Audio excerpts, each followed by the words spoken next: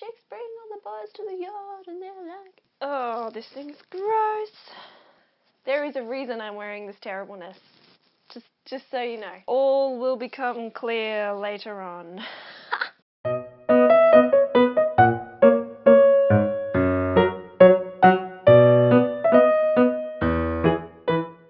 Until about 150 years ago, if you wanted to wear something purple, you either had to sell everything you owned or be fortunate enough to be born a member of a royal family. Purple was literally worth more than its weight in gold, which to us now sounds completely mental, right? If you looked back at the 1800s, it'd probably look a little bit like all the photos we have left over today, bland and grey. That's because colour was really hard to make. A lot of the textile industry relied on organic dyes that were generally pretty hard to source, and some colours were easier to find than others. Purple was one of the hardest to find. Now, if you were a snail living off the coast of the Mediterranean near ancient Phoenicia, you were pretty much guaranteed to have a bad time. You see, there was this one particular species of snail that if you boiled it down into a mush, it produced this vivid purple colour. It was called Tyrian purple after the city of Tyre, where this colour generally came from. The only problem was you needed a hell of a lot of these snails to make any sort of purple dye worth using. You needed about 9,000 of these teeny tiny little snails to make 1 gram of Tyrian purple. Yeah, I keep saying Tyrian. It's not Tyrian purple. I've got Game of Thrones on the brain. Is there nothing I can do to remedy this? Tyrian purple. Tyrian purple, okay. Hence it cost more than what you'd make in a lifetime, actually what most people would make in a lifetime, to buy anything purple at all. It's actually now why we associate the colour purple with royalty, because they were literally the only ones who could even remotely afford to buy anything. Speaking of expensive, back in the 1800s, the British were sort of getting all colonial. Okay, can I stop wearing this now? Is that a thing? Oh, yeah, I'm gonna take it off. Oh. Ugh. That's better. I'll wear your grandma's clothes. I look incredible. With expansion into the New World came new and interesting diseases. One such new and interesting disease was a mosquito-borne illness called malaria. It was sort of wreaking havoc on the population, and the only cure that had been found up to that point was this thing called quinine. Now, quinine, not unlike Tyrian purple, could only be sourced naturally. It only grew in these little flowering plants in South America. So chemists back in England were trying furiously to find a way to synthesize it in a lab. Chemistry as a scientific discipline was pretty new to the scene, and they'd only really recently stopped being all about how to turn lead into gold. The science was still a little bit of a mix of knowledge and educated guess.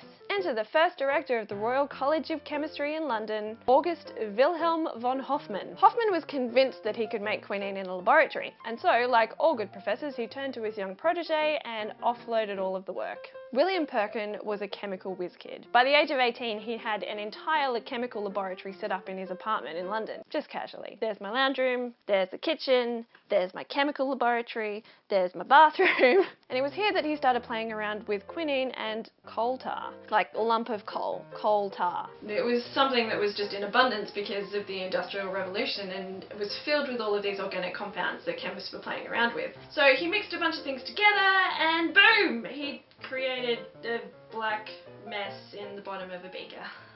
Now, when you make a mistake like that, you kind of have to clean everything up and start again, right? Unfortunately, most organic compounds don't mix very well with water, so you have to use some form of alcohol or acetone or something like that to get rid of all of the goo inside of your beakers so you can reuse them. So Perkin added alcohol to start again to wash everything up and stopped. Because in the bottom of his beaker, there was purple. There was just a purple mass of purple in his beaker. The cogs in Perkin's genius mind started whirring furiously. Could he make that again? Yes, because like all good scientists, he kept really, really up-to-date and comprehensive laboratory notes. I am looking at you, Past Joe. Writing a thesis is helped by good laboratory notes. Just saying. So he did it again, and again, and again, until finally he locked in a process to make a chemical compound he called Mauve.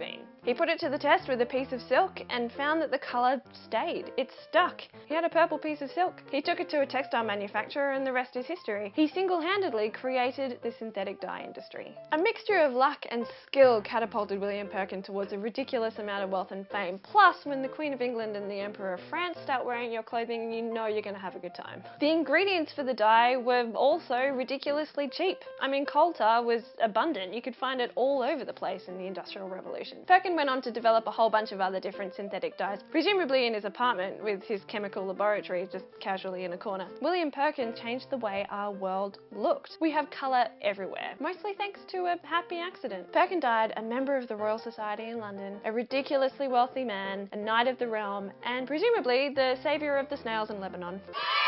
If you enjoyed this story, there are plenty more where that came from. Make sure you hit the subscribe button. You can also follow me on Facebook and on Twitter, where you can make suggestions, you can ask me questions, and I also post a bunch of links to extra content and extra reading if you're interested. Thanks for watching, guys, and I'll see you next week. I want a chemical laboratory in my house. I think that'd be really cool. I think it'd be dangerous, but I think it'd be really cool. I mean, I'd have to have some sort of hand washing station and like access to some sort of -80-degree freezer, just because I love -80-degree freezers. I got to play with one earlier. It was just awesome. Things just go snap frozen. It's wonderful. Liquid nitrogen. Oh, liquid nitrogen in my house. Oh, so dangerous, but so fun.